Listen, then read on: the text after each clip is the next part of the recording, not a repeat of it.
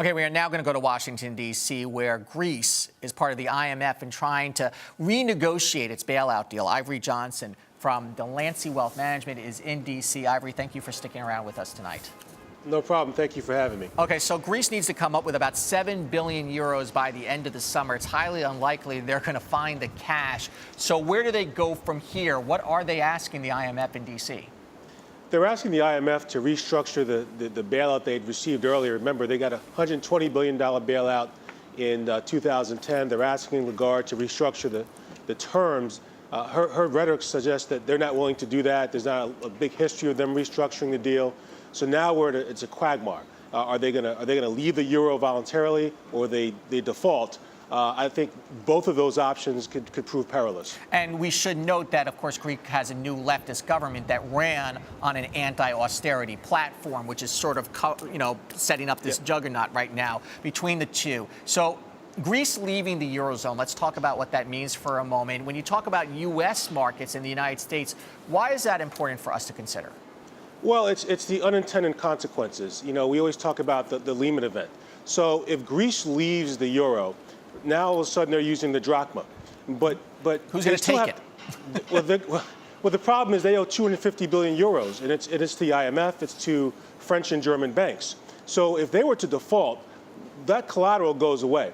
Now, if they were to restructure, one of the things they can do is, the central bank can always finance the banks, but they're doing it with collateral. So if they default, that collateral goes away, the banks collapse. If they restructure, and the drachma then declines in value, right? So now you've got inflation because now they're importing their oil and their gas. Then they're going to try and inflate their currency they're going to deflate their currency to inflate the economy. The problem with the U.S. is 31% of the money market funds are invested in European financial institutions. And so there you go with the unintended consequences. Dominoes tend to lean on each other. Nobody knows exactly what happens if they were to do that. So the real worry here is contagion. Well, it's not just contagion. It's contagion in the sense then, what's Portugal going to do? That's right, and Italy. And Italy. So, and by the way, the European economy overall is starting to deflate.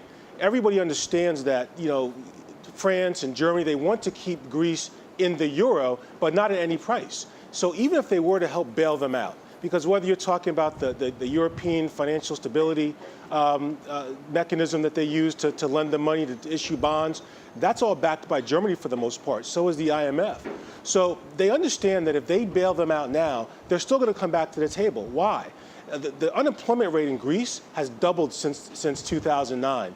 They don't collect their own taxes. They have 76 billion euros in taxes that are uncollected. They don't collect taxes. They have tremendous entitlement programs, tremendous guaranteed pensions. If you're a hairdresser, you can retire at 50 with a pension because it's considered a hazardous occupation. So, Germany understands this. And don't forget, Germany is very familiar with the Weimar Republic when the Germany's currency devalued and they were running around with wheelbarrows. So they don't want to facilitate a repeat of that, even if it's happening in Greece. Ivory, we have about 30 seconds left. Do you have any prediction on the outcome here and how they're going to come to a resolution if they are? My sense is that they're going to come to some resolution. I know everybody's tired of the austerity measures, but they're going to come back to the table if they do bail them out, and I think that's the biggest problem. Okay, Ivory Johnson in Washington, D.C. Thank you for hanging with us today. Appreciate it. We'll have you back on soon. You're welcome. Okay. You got it. Tomorrow on Arise Exchange, the election of the next president of the African Development Bank and exactly what that means for Africa's growing economies. Let's take a look at the markets once again. The markets traded down just slightly. It really was Greece that dragged the markets down today. Dow down about 6 points and change. The S&P 500 down 2 and a fraction. The NASDAQ down 323 as well. I'm Andrew Schmertz. Thanks for watching Arise Exchange. We will see you back here tomorrow. Have a good night.